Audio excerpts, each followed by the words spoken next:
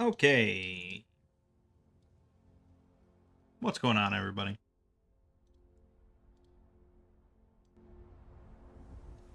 My name is Mangg. Welcome back to Hanging with Mangg, episode 492. Really makes you wonder, what will the final episode of Hanging with Mangg be? What would have to happen?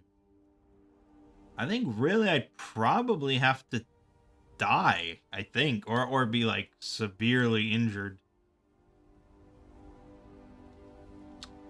Um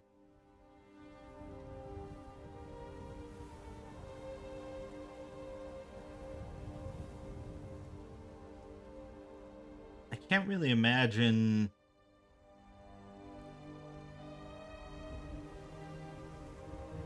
Yeah, I can't really imagine anything else that would just be like, no, I'm done with that now. Because I think like this channel would have to be kind of done then. Like I wouldn't be making LPs, I wouldn't be uploading these videos. And that would be really weird. Cause I mean, to be perfectly frank, there are times where I do record stuff. Specifically because I feel like I have to, like I feel obligated to. I don't know why I feel that way sometimes, but I just do. Like, this is meant to just be a fun hobby for me. And then there are times with, like, Magic Realm, which is what you're looking at right now, where I will just record, like, 10 hours of Magic Realm and know that I'll probably never upload it because no one cares. But I just like to record. You know, I just like talking to myself. So, I mean, when you just like doing something, you know, this is a hobby. This is a big hobby, and it has been now for 13 years. This has been a hobby. You don't easily ditch a hobby of 13 years plus, you know? So, yeah, I don't know what would really happen that would make me ditch this whole channel. So, even if I was severely injured, I'd have to be permanently injured to where I could, like, I was rendered mute or something.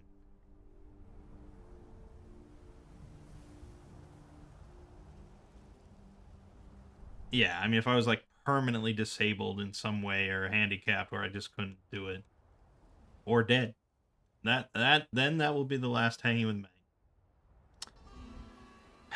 Anyways, I don't know what prompted that. But yes, you are looking at Magic Realm. This is the Java version, Realm Speak. And I have been recording this recently.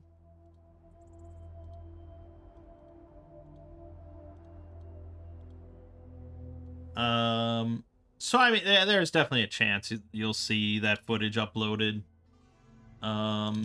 Nothing else strikes me to upload. But yeah, mostly I just wanted to play it, and so I recorded it.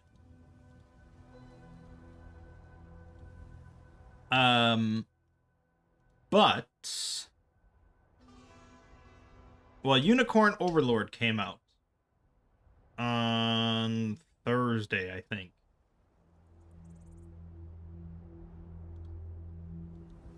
And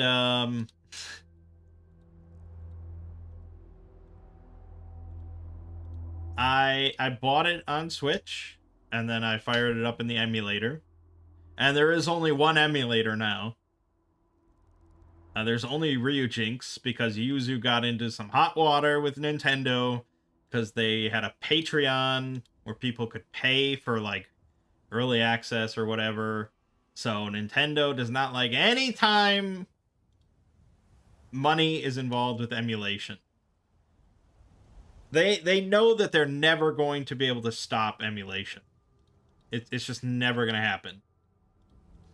But they can stop people getting money off of it. And they've done it before, and they'll do it again, and they did it with Yuzu. So Yuzu had to pay like $2.7 million or some nonsense. And now they're done. But Ryujinx is still going. So that's all well and good. And Unicorn Overlord does run on Ryujinx just fine. I'm fucking trapped. Serious? And so I have played like an hour and a half or so of Unicorn Overlord. So far, it does seem really good. Like for a strategy, tactical RPG, fantasy based. I never played Ogre Battle. I'll say that. And that's apparently what this is like the biggest inspiration from. But so far, it does seem really cool. And I thought about doing a Let's Play of it. I really did. But Dragon's Dogma 2 comes out later this month. And so right now I've got 2 LPs going on that are going to last for a little while. And between Unicorn Overlord and Dragon's Dogma 2, I just figured more people would find more entertainment out of me playing Dragon's Dogma 2. So I'm going to do an LP of that. Assuming that the reviews are good. I'm at the point now where I typically wait for reviews.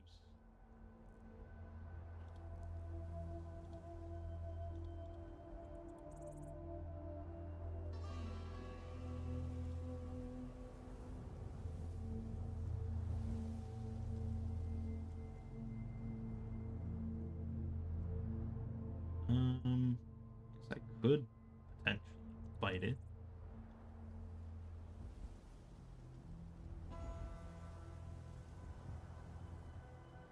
But so far, you know, looking at the... I haven't looked at much of Dragon's Dogma 2, but the footage that I have looked at, Lego and I, we looked at some trailers last night on stream. It does seem pretty cool. We looked at this trailer with like this spear guy with magic that was like flipping around, and it looked like badass fantasy Monster Hunter and stuff. So, you know, I did it when Dragon's Dogma 1 came out. I'm pretty sure I did a full Let's Play. Probably back on GameAnyone.com or something. And that was... I mean, I never replayed it because it was a little kind of janky, I felt. And then they came out with like the re-release, which I should have played,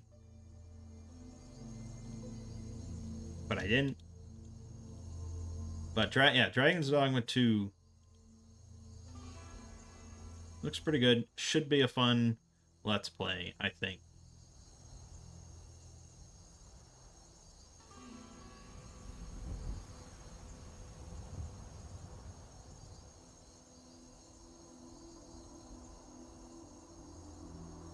I'm literally trapped here. And now there's a heat wave. You've got to be shitting me. I'm just gonna fatigue to death. I guess I can rest every turn out in the wild. What a shitty situation this was.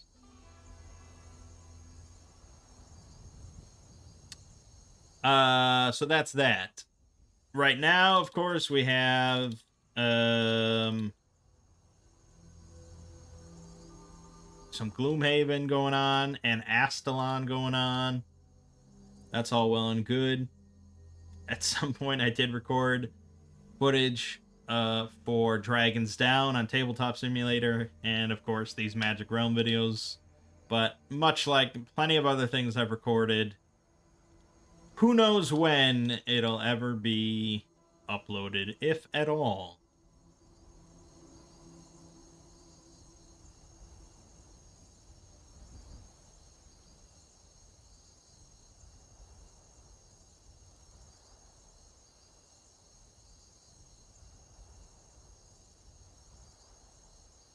Anyways, so that was that.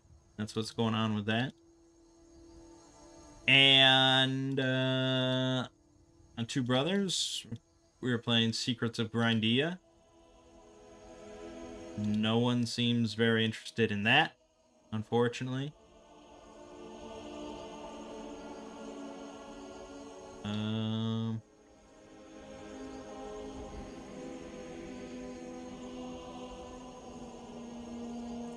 I don't know what I can say about that.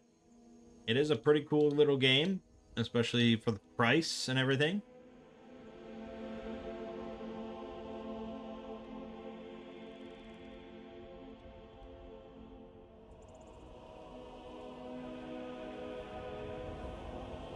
But I'm sure we'll be back to Archipelago before long, so don't worry about that.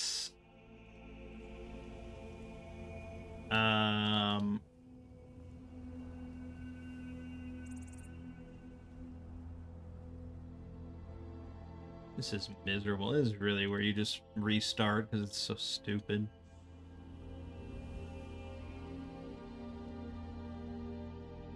Like, the chance of this disenchanting is so slim. Yeah, this is where you just end. This is stupid. Fucking Magic Realm. Well, yeah, right. Anyways. Archipelago is good. I have not recorded any more Archipelago. I've restrained myself because I don't want to just flood the channel with it. Even though, again, if I enjoy it, I'm sure some people would rather watch some sort of Archipelago run than me playing Magic Realm. So, I don't think I should restrict myself in that sense. Anywho, over on the Exploring series, I put out a video on the Rise No Canon, or There Is No Canon.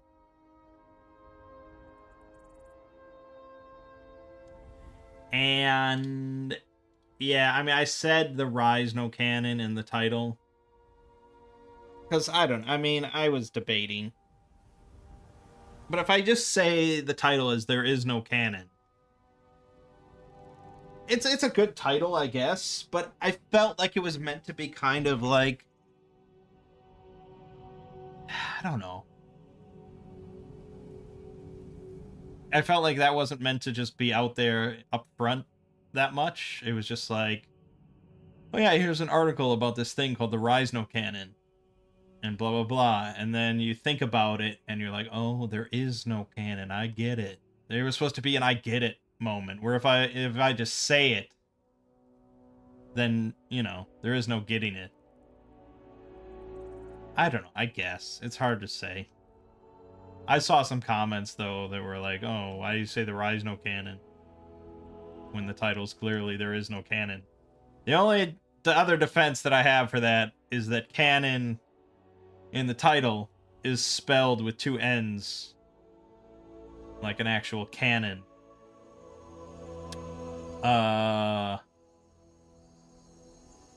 So that's my argument. And the article is about, in a sense, the Rise No Canon. So, you know.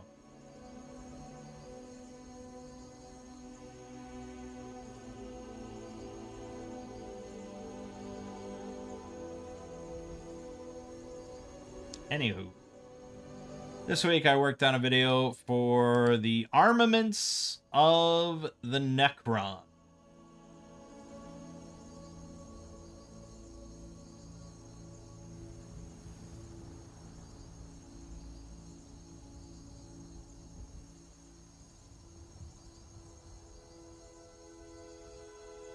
So yeah, just another one of those videos where I sort of nerd out, I guess, about all the various equipment, weapons, vehicles, constructs, so on and so forth that a faction has.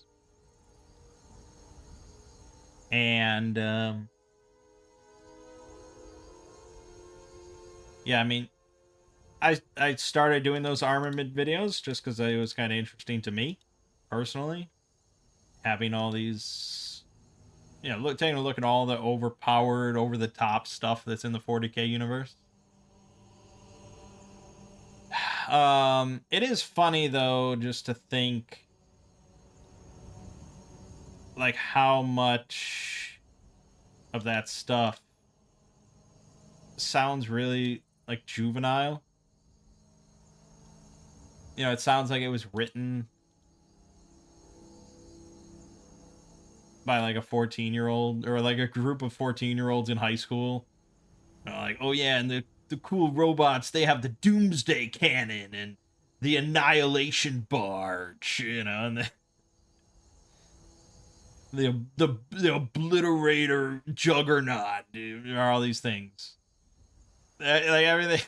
There's so, like every faction just has really over the top, just ridiculous sounding names, and then everything is just like, oh yeah, and this thing just can cut through any substance in existence and just obliterates it, and it's just that's everything. And then like if you actually play the tabletop game, and it's like, oh yeah, it does like, you know, 2 damage to this target when it hits, or whatever. Like nothing is just obliteration, which is what it is in the lore. But then if you actually read books, not so much, because they can't just have any faction just obliterate the other one.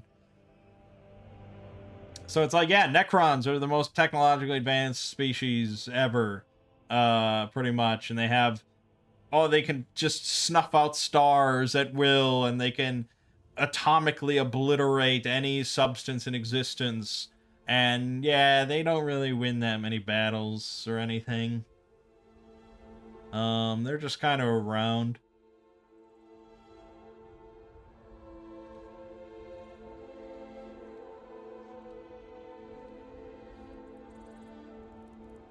So you've got like fluff and names and stuff and weapon, all this come up with like high school teenagers. And then you've got stories that are like a lot of them written by, sort of serious sci-fi authors that have to contend with this nonsense and contend with nonsense characters with ridiculous sounding names and personalities, but try to make it serious. And then you've got like the tabletop game, which is really at this point quite divorced from everything else in a lot of ways, and is just a tabletop war game.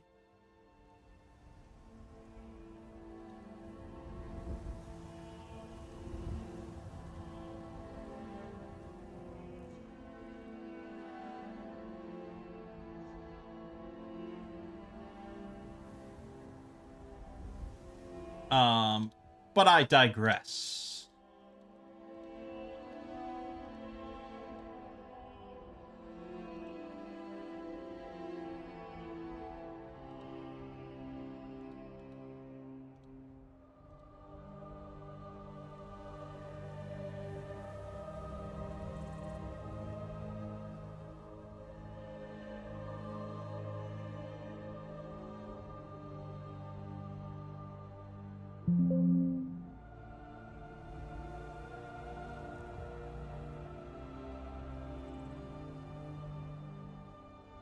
And what was it? Yeah, so I mean it's fine. I still think it's all somewhat interesting.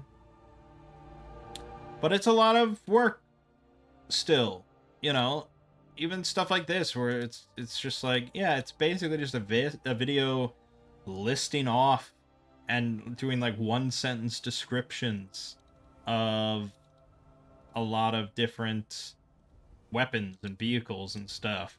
You wouldn't think it's like that much work.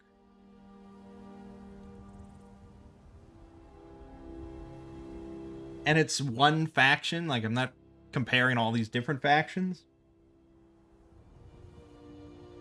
but it's still collating, you know. So like, I'll go to a bunch of pages, and there will be a bunch of pages that list essentially like every weapon that any Necron has ever used. And mostly when we're talking about all these different things, mostly we're looking at the tabletop game. So if they had a figure in 5th edition or whatever that had a weapon, that will get included in the wikis and stuff like that as being like a Necron weapon. There are certain things that are mentioned in the lore in like a book or something that aren't included in the tabletop game. Like the Celestial Orrery is not mentioned in the tabletop game because it wouldn't make, or it's not used in the game because it wouldn't make any sense.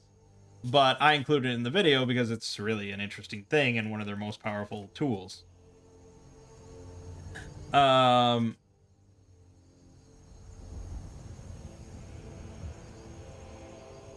I don't want to include just every single thing that they've ever used. I want to, aggregate it and cut out some of the nonsense. So oftentimes I'll have to go through, because I've never played the game. I'm not extensively knowledgeable. I have to learn all this like every week. I've got another one coming up on the armaments of the Tau. I'm not just sitting around reading about the Tau all the time, so I can just have an encyclopedia knowledge. And even if I was somewhat knowledgeable about the Tau and the weapons they've used and all that, I'd still have to go in when I'm writing and do all the proper research to confirm everything.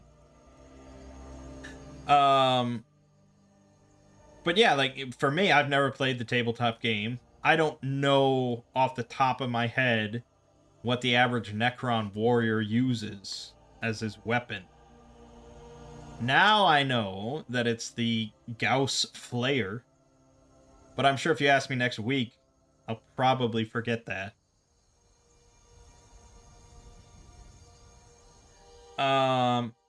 So it's like cutting out the fat, cutting out like certain weapons that were only used once, like decades ago in one book,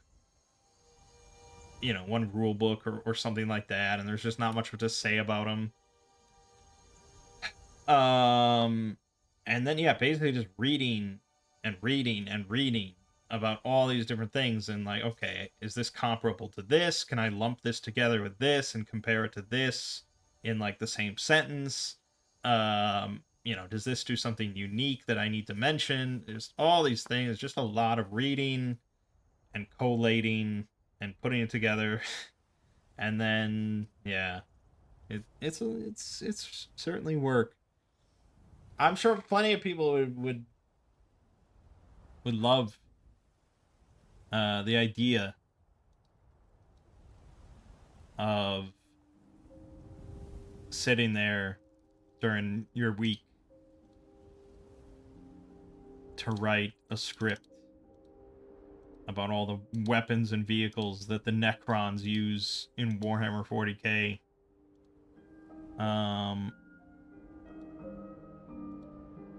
But it is work.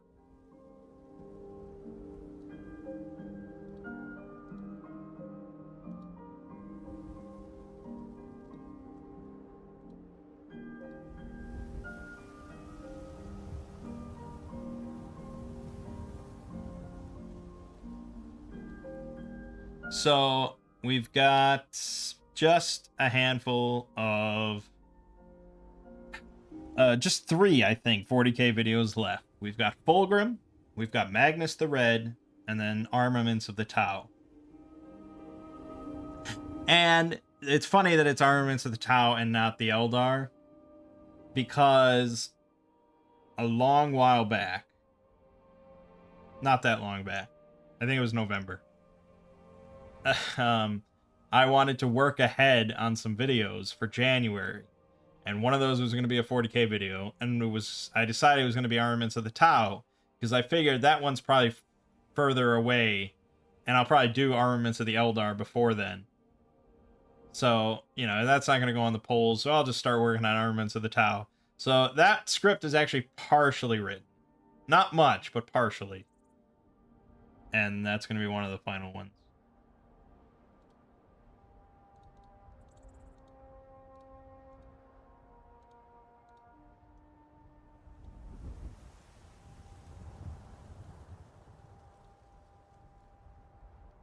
And then, yeah, this week back to SCP, of course.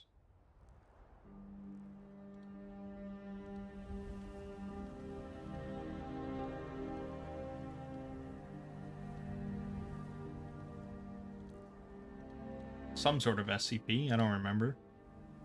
I'm sure it'll be interesting enough. And then I think for the 8K contest, what I'm most likely going to do, I mean, yeah, what I'm most likely going to do is just put ones on the poll once the contest ends that I know will not be like multi-part videos.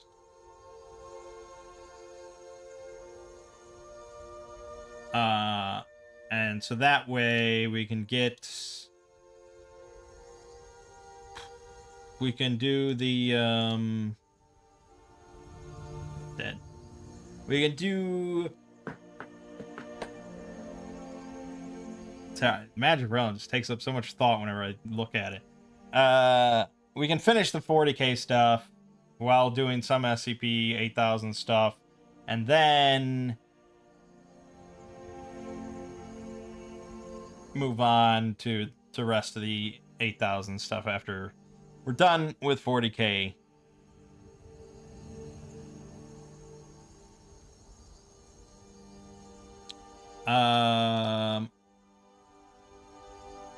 Then that's it. That's all there is to say about that.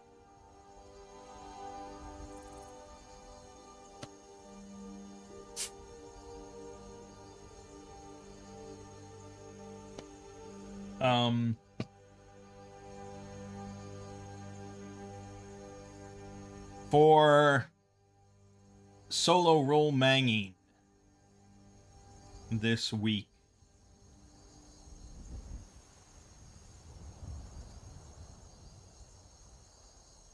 we did some stuff with the centaurs.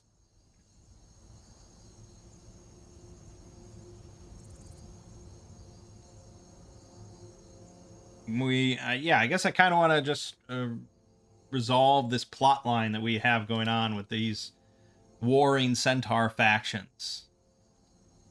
It's certainly not something that Garland needs to be involved in, otherwise it's going to be horrible. It's more just like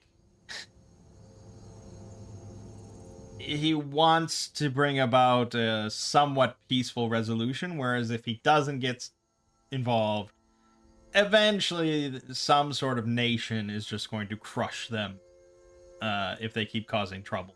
And one of the factions is causing trouble, is causing more trouble, and will eventually bring doom upon both factions with their trouble.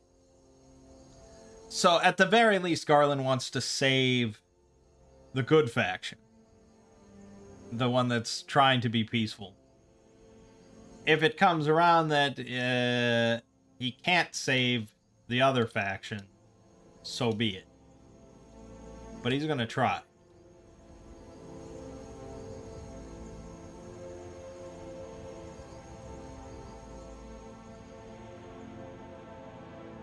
So we had just hired the centaurs to guard the village of Greenleaf and all that. My game just crashed. So then we went to the Iron Hoof faction, their chieftain, explained the situation, and said, look, I'm a low-level magic user, and yet I'm still incredibly potent. And you really just, I don't think you comprehend the war that you would be bringing down upon your head. And so we did a couple rolls there, and he kind of took it defensively, and like I insulted his pride, essentially. I was not incredibly diplomatic about it, and he didn't take it as well as he could have. His judgment is clouded, I think, and he didn't see the logic in what I was telling him. So he he wasn't really interested.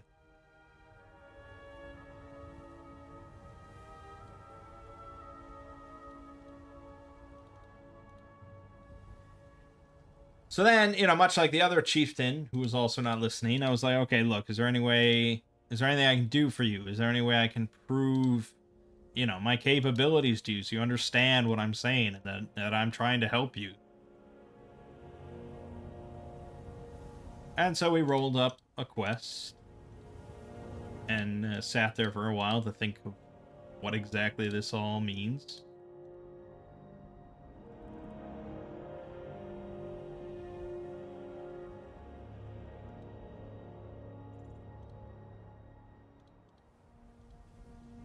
And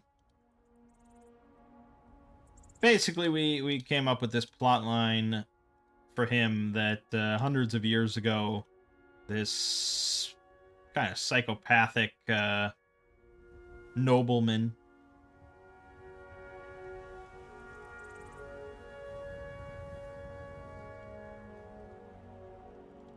had gone around and been butchering centaurs and stealing from them and just making their lives a living hell. He was a hunter, essentially.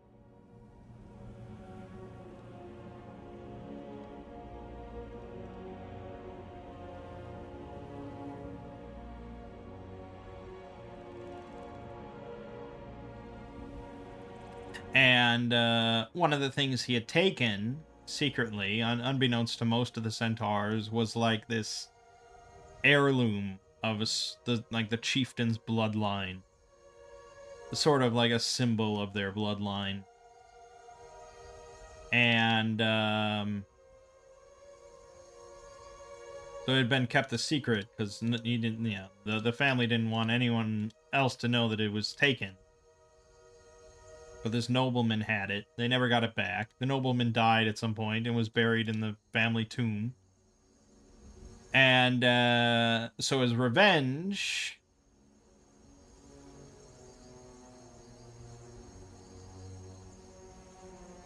the Curse Weaver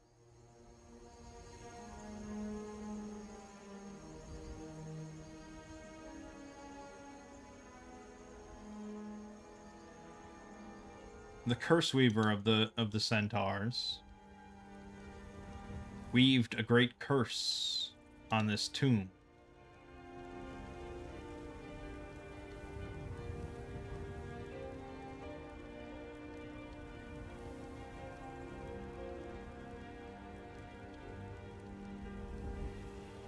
And the exact nature of that curse is TBD.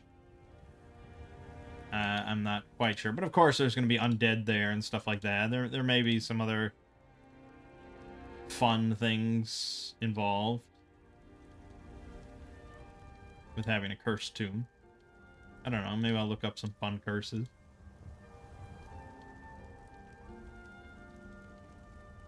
Ridiculous. Fucking ridiculous. This...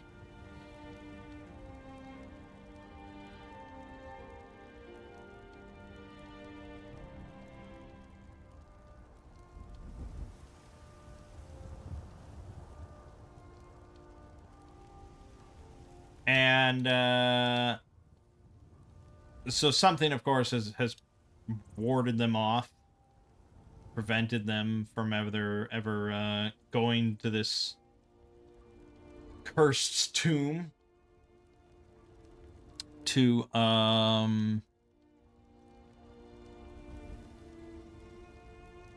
recover the heirloom. Partly because the chieftain would kind of have to go by himself,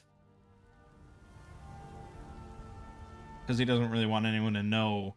Because as far as the rest of the centaurs are concerned, this guy is just like a bad stain on their history, and they cast this curse on his tomb, and they never want to think of him ever again. That kind of thing.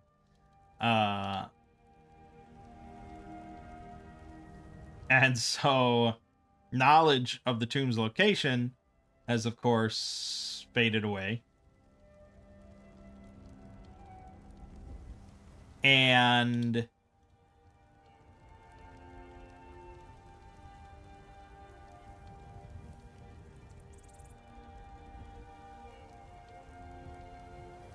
So the chieftain himself doesn't know where the tomb is. He just knows that it's somewhere in this nearby region of forest.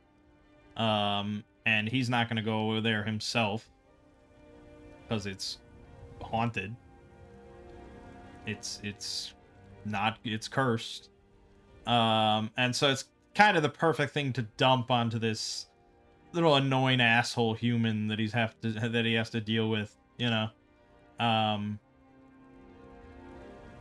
So it's like, if this human here goes in there and manages to be incredibly, you know, capable, and his magic proves incredible, and he gets the heirloom, great.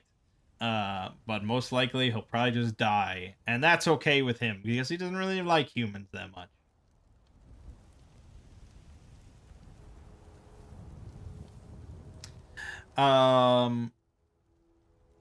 And he didn't tell Garland the whole story of like what precisely happened, or what exactly is buried there. You know, he just said there's a family heirloom, and he probably like briefly described it and did not give him any of the full story. And so Garland is if that's what he's got to do, that's what he's going to do.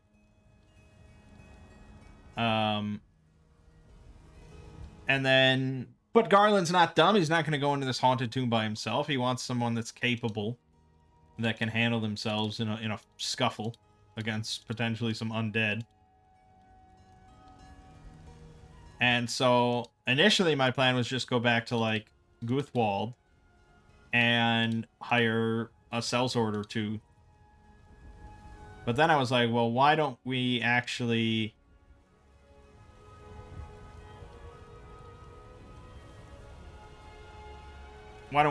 go to Melamar, the big city in the desert, and hire a proper adventurer, and you know, come to like, well, basically make an adventuring group, and each get a share of the treasure. So actually getting a proper second character, basically, that I control. And so that's what we did.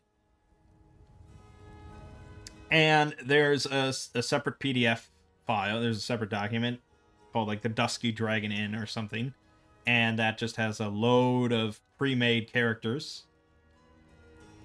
for Heroes of Adventure. And so I just flipped to the middle of that, to the mercenary section. And there was a level 3 mercenary named Brianna, who seems like a pretty badass, you know, female warrior.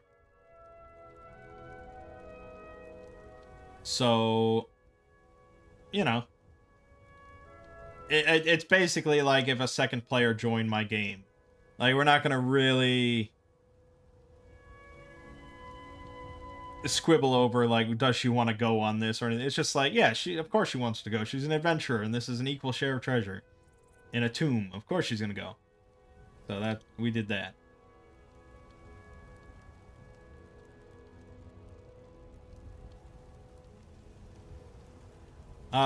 Then we went back to Greenleaf, just kind of on our way to this tomb, and we rested. And on our way back,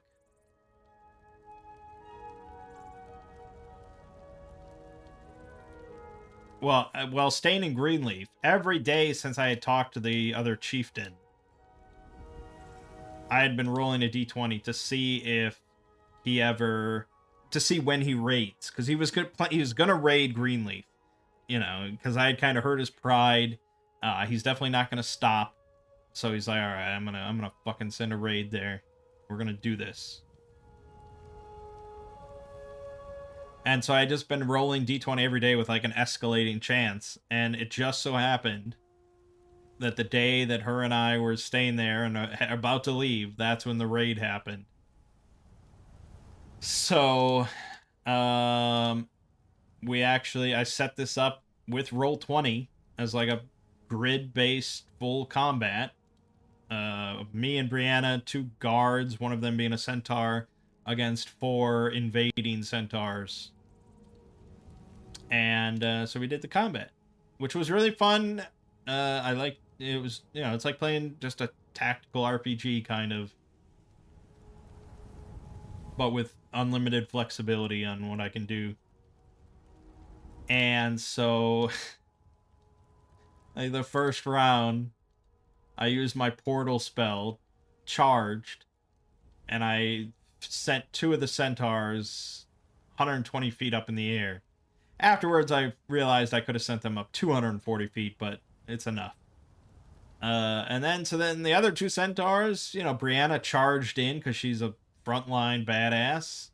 And the other two guards we had were just plinking them off with crossbows and stuff, and it was really quite easy. And then the other two centaurs landed and took like 37 damage each, instantly exploding them.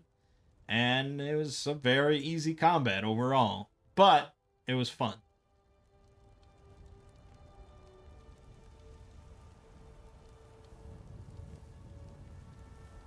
And so now we kind of have to consider the fact that I just killed 4 centaurs. And I personally used magic to, like, explode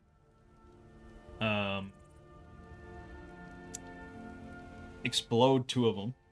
So there's no survivors, no witnesses.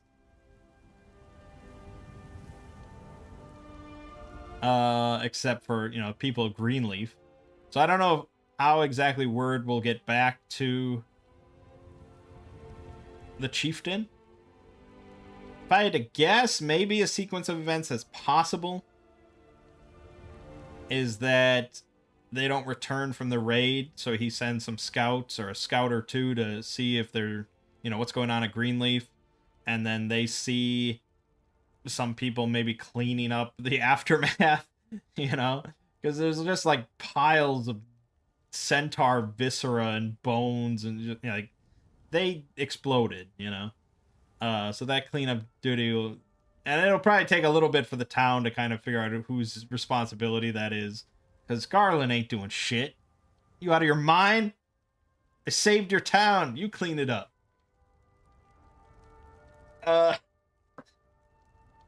So that's possible. And then he might just see the destruction that was wrought there. But he's not going to know the specifics. He's not going to know it was Garland. And that's where we left off. So next time, Garland and Brianna are going to go to the tomb. Hopefully survive that encounter. Although Garland did level up to 3 now. And if I bring back the heirloom, maybe that'll smooth things over, assuming he doesn't know that Garland did anything. And then maybe he'll realize, okay, he lost 4 soldiers, and it doesn't seem like the town was affected at all.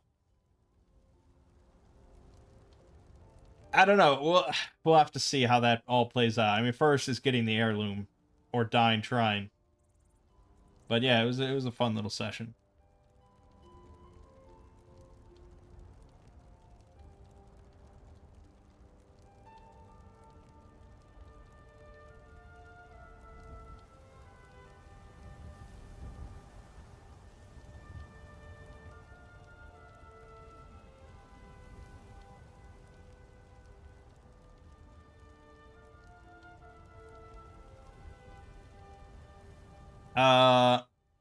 For my family D&D this week, I was running them through more Lost Mines of Phandelver. Still, not one of them has realized that they have already done this adventure. So that's good, I guess. It probably feels a lot different than the first time they ran it. We're using a different system. It's sort of different situations, and every single DM running Lost Mines of Phandelver is going to run it a little differently. So I can't say I'm too shocked. And so, last time they had cleared out the first big cave of goblins and stuff.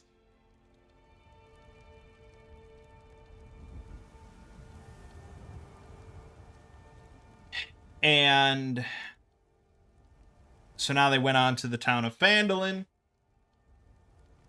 and they were poking around Phandalin, and, you know, they have a little goblin companion with them named Ray, okay? And a couple of them kind of like Ray. They think he's comic relief and all that, so they sort of enjoy his presence. But then a couple of them are kind of getting annoyed with him because they keep having to worry about him and kind of fret over him because he's a goblin and they're going to all these civilized locations, especially in a campaign or an adventure where goblins are prominent enemies. So they keep having to hide him and all these things. So, you know, they get into town and they start worrying about Ray being there. So they're like, okay, we're gonna take our wagon outside of town, and Ray is just gonna sit outside of town with the wagon. And again, a couple of them were just kind of grumbling about him and blah blah blah. So I'm like, okay, Ray's gonna have to disappear. And I didn't know at that moment when I had that thought of where he's gonna go or what he's gonna do, but he's got to disappear for a moment and just see how the group reacts to that. And that was around the point where they had discovered that there's this local gang of ruffians, the Red Bands, and there was a person willing to hire them with a pretty good amount of money to take care of the Red Brands and run them out of town or whatever. And they had learned that the Red Brands were primarily located underneath the big mansion, in a dungeon underneath the mansion on the hill. So they had a location, they had a job, and they're like, okay, tomorrow we're gonna do that.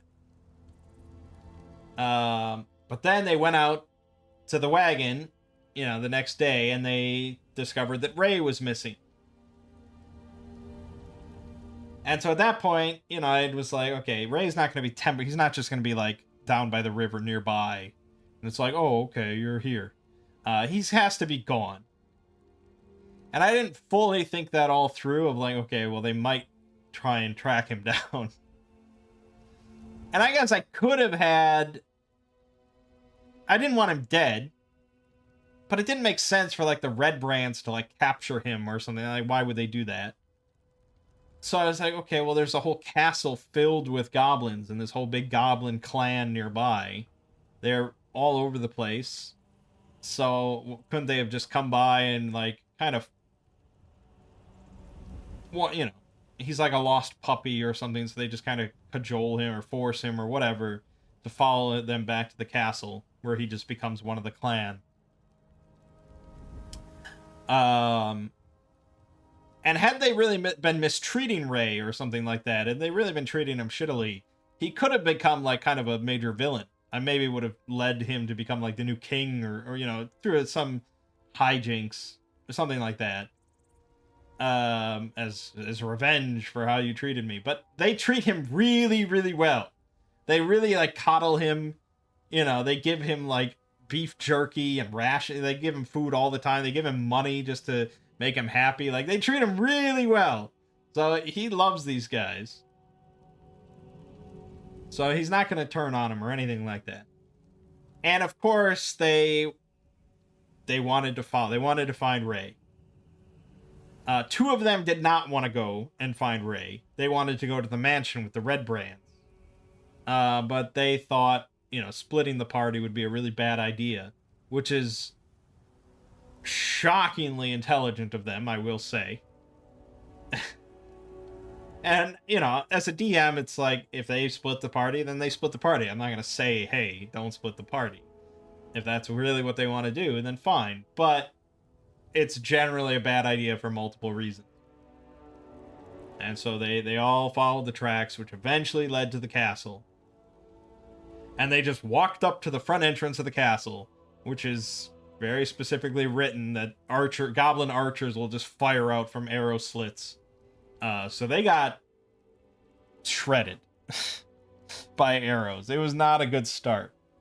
And so they ran back to the forest and they scoped out the surrounding of the castle, which you think they would have done first.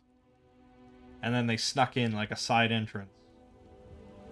So then they poke around and they were not super quiet about it, you know. And so they got into a scuffle with some guys who yelled for intruders. And most of the time you'd have like reinforcements come into the room then and yeah, let's fight. But goblins are really kind of cowardly little assholes. So at that point, all of them just kind of went into hiding, waiting for ambushing then, like ready, which is worse for the players. Then they went into the locked room with the owl bear and they quickly relocked it and they're like, okay. And I thought it was funny that none of them, I described as like a bear creature with an owl's face or an owl head. And they were like, well, that's really weird. There's like magical experimenting going on here. And pretty much most of these people saw the Dungeons and Dragons movie. You'd think they would have remembered that as being just like a creature in D&D. But anyway, I didn't want to say anything. So then they went into the main room, the main hall sort of area of the castle, where there's a Grick waiting, which is a D&D creature. It's sort of like a serpentine thing with like a beak and face tentacles and stuff. And it's like a large creature. And it ambushes things in the dark. So the whole room is pitch black. And so of course they got ambushed by this thing. And I had to really just like stop the session at the moment. I had to sit there for a minute because I was like, I don't have stats for this thing. I had to be honest. I told him I didn't prep any of this whole area. So I had to sit there and come up with stats, because I'm running Heroes of Adventure. I'm not running D&D. And there is no Grick in the Heroes of Adventure bestiary, so I just quickly copied some number. I made it level 5, which I thought was pretty high. It was kind of just a big bag of hit points, really. It had no, like, special... I gave it multi-attack, so it could attack twice in one turn a few times.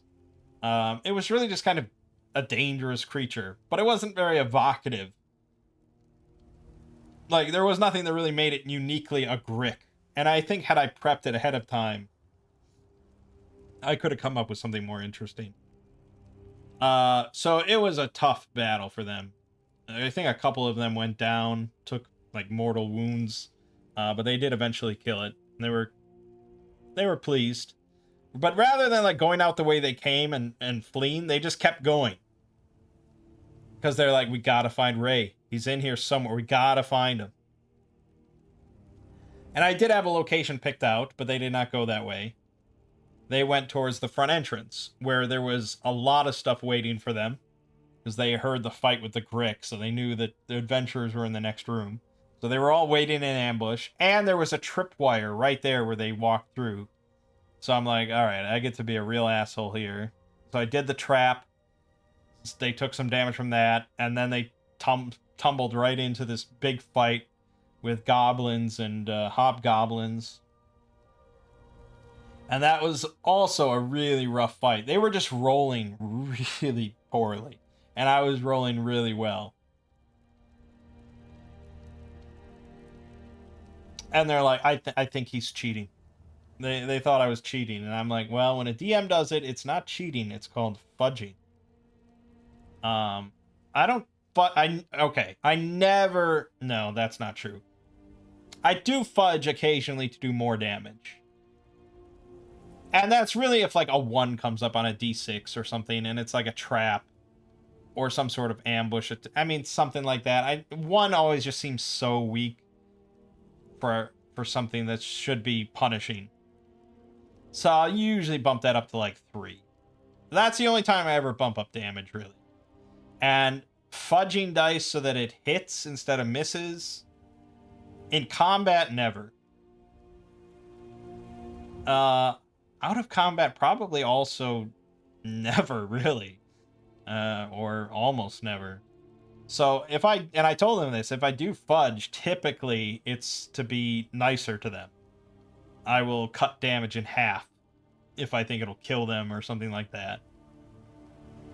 And they did go down. I mean, a couple of them, again, like went down with mortal wounds. And one of them did die, the beloved halfling of the group. So, yeah, I mean, it was just a poor situation for them. And they should have just left and fought another day, but they didn't. And so eventually, they got it down to 1 hobgoblin. And that's when I said, okay. And then from behind you, a crossbow bolt flies past right into the... And before I was even done with the sentence, they were already, like, cheering. Because they knew that it was Ray. Because they had given him a crossbow the day before. So they were all... And the whole table just erupted in cheers. And all of them, you know, afterwards. And, like, the next day, they were all like, oh, that was so good. We all... That was amazing. You saved it. You saved everything. It was so great. And it's just like... It's just kind of funny. Because it's so predictable, right? That they're little, you know... You've seen this in a billion films where somebody comes from off screen and saves the day. It's like, it's very predictable. But they just loved it. Because up to this point, Ray had not really done anything. He'd never participated in combat. He was cowardly. But they had given him a crossbow. And it's like, yeah, he's gonna like the crossbow. And so now, yeah, there he was. So they all loved it. So even though they lost her one of the companions, and she's gonna have to make a new character, they were all very pleased with the session, and they leveled up to level 2. So there you go. And I hadn't prepped a single moment of that whole thing. So it's all good.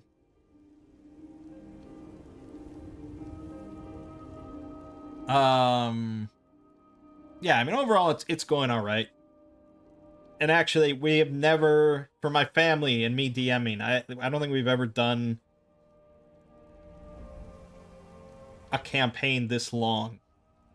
Actually, I'm almost certain of it. These are the same characters that we started with, which was like 2 months ago now, or so. Or pretty much the same group that we started with of characters. So, yeah, and overall, it's not too bad. They're overall a pretty dumb group. But for now, it's like, I have my solo game for when I really want to do, like, high concept, like, really clever, you know, big scale kind of manipulation and planning and plotting and stuff like that.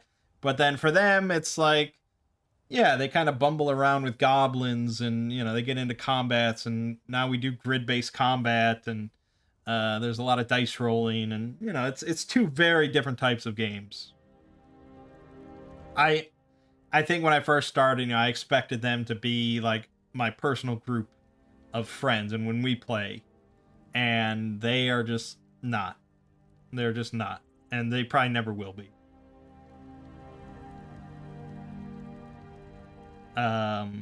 So it's very much what they call like a beer and pretzels game. You're not thinking too much. You're not looking for big complex plots, big complex, you know, diplomacy stuff or anything like that, politics. You're just looking to head into some dungeons, crack a few skulls, have some laughs, stuff like that. Not really a type of game that I enjoy playing. And if I was a player in this group, we would be doing things quite differently. But they enjoy this, so that's all good. All right, I think that's going to wrap it up for today then. I got to get some dinner.